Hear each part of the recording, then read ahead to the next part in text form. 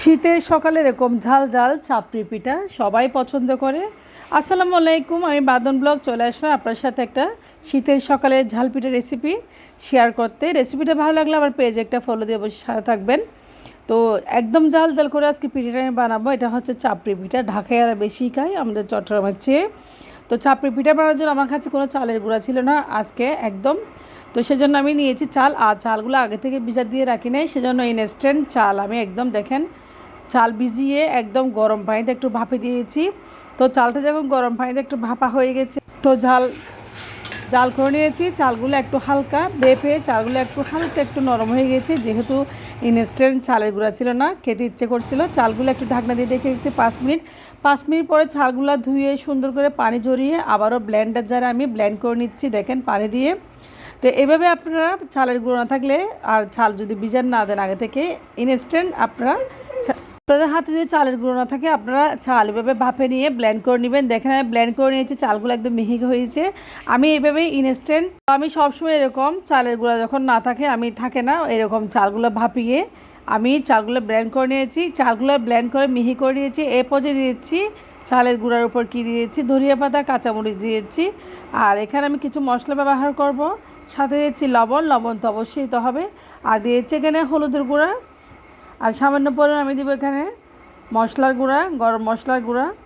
তার বেশি কিছু দেব না। এখন সব কিছু দিয়ে মেখে নেব। একটু কালারের জন্য দিয়েছি মশলার হলুদটা। তো চাপড়ি পিঠা একটু কালার হলে আসলে সুন্দরই লাগে। আপনারা রেসিপিটা অবশ্যই ট্রাই করবেন শীতের সকালে। এটা সস দিয়ে ঝাল ঝাল করে খাওয়া যায়, আর চা দিয়ে খেতে পারেন, এমনিও খেতে পারেন, খুবই মজা।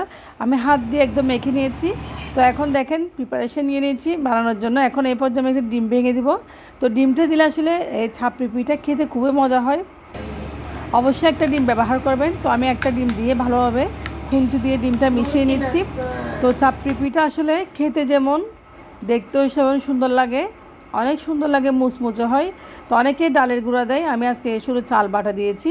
তো এখন বানানোর জন্য চুলায় আমি একটা তাওয়া বসিয়ে দিয়েছি, তেলের তাওয়াটা যখন গরম হয়ে গেছে, আমি এখানে চাপড়ি পিঠা চামচে করে ঢেলে এক চামচ করে একটা পিঠা বানাবো। তো দেখেন কালারটা কত সুন্দর হয়েছে মশলা দেওয়াতে। তো এভাবে চাপড়ি পিঠাটা আপনারা বানিয়ে নেবেন। দেখেন আমি কীভাবে বানাচ্ছি, আশা করি আপনারা বুঝতে পেরেছেন। তো পিঠা হতে আসলে 1 মিনিট সময় লাগে, কারণ পিঠাটা একটু মুচমুচে হলে আসলে মজা লাগে। তো চাপড়ি পিঠা দেখেন আমি এখন দেখেন চাপড়ি পিঠা উপরে হয়ে 1 মিনিট সময় লাগে। মাশাআল্লাহ পিঠাটা একদম সহজ উঠে যায় দেখেন। তো একটু ক্রিস্পি ভাব হয়েছে।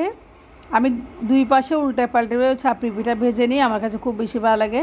দেখেন হয়ে গেছে একদম ফুল অ্যান্ড ফাইনাল। এখন চাপড়ি পিঠা আমি চুলা থেকে পাটিসাপটা পিঠার মতো আমি নামিয়ে নেব। আপনারা চাইলে আপনাদের ইচ্ছা মতো শেপ দিতে পারেন, এমনি রুটির মতো খেতে পারেন।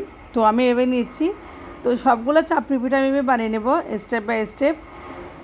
তো আরেকটা পিঠা আমি বানিয়ে নিচ্ছি, দেখেন জালি হয়ে গেছে, উপরে খুব সুন্দর লাগতেছে মাশাআল্লাহ।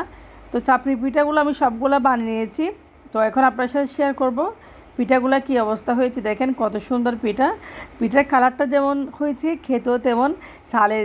চাল বাটা দিয়ে পিঠা বানানো আসলে খুবই সহজ। আপনারা যদি চালের গুঁড়ি না থাকে, ইনস্ট্যান্ট চাল এভাবে গরম করে ভাপে নিয়ে চাল বেটে নেবেন ব্লেন্ডারে। তো আজকের ভিডিও একটু পর্যন্ত। আল্লাহ হাফেজ, আসসালামু আলাইকুম।